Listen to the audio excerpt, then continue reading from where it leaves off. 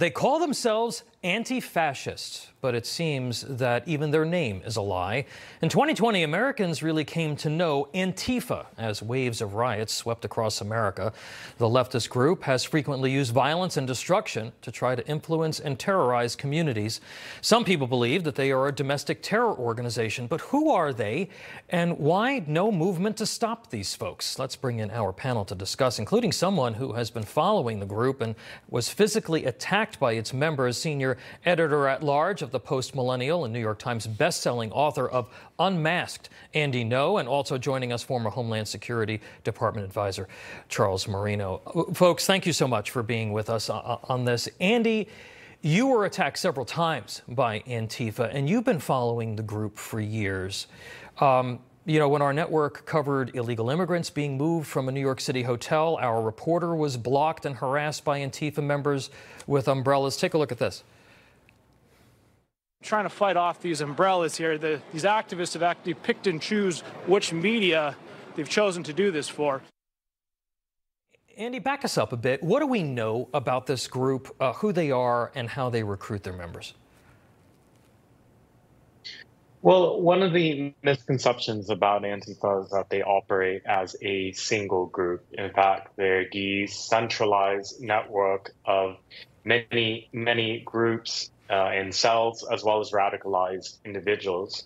And as we've witnessed for many years now, they are able to carry out acts of carnage and violence and actually be even quite effective at destabilizing certain communities.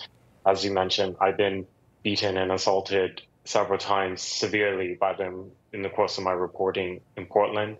When I watched the video of what happened to your colleague in the middle of the day in Manhattan with law enforcement in sight, it just shows really how brazen they are in attacking our fundamental freedoms as Americans, the freedom of expression, the freedom of the press. And yet, regardless of how violent they are on camera, over and over, the liberal establishment and the liberal media will cover for them. Yeah. Charles, these folks target cops. They've not only beaten up folks like Andy, but you know, I saw a pack of them walking around Asheville, North Carolina about a year ago. They all had machetes in their backpacks.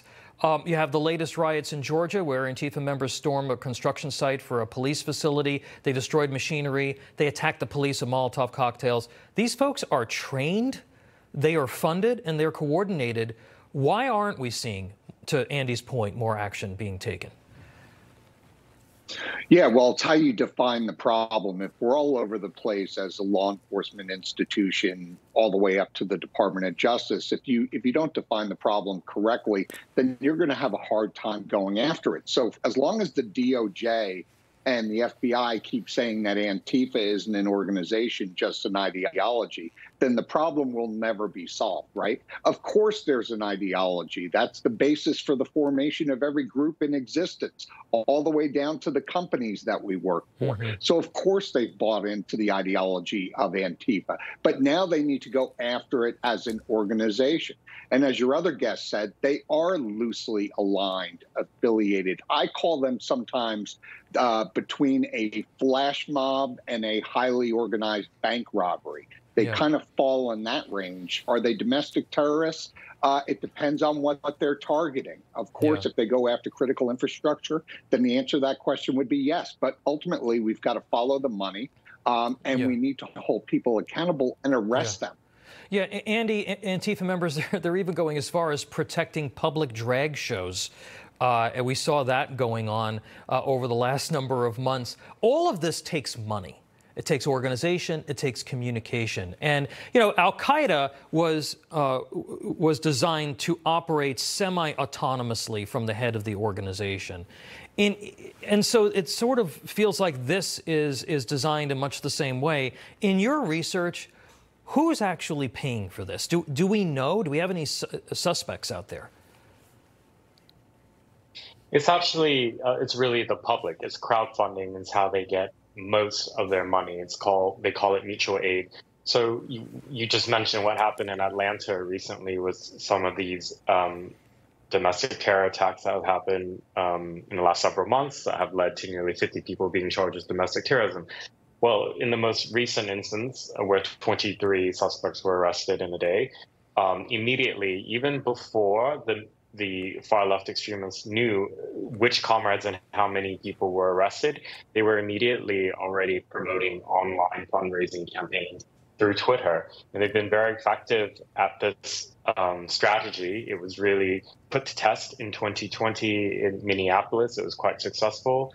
Tens of millions were raised for the riot suspects there, as well as attempted murder suspects. In Portland, that was used to bail out attempted murder suspect and other felony criminal suspects. So the system is quite sophisticated.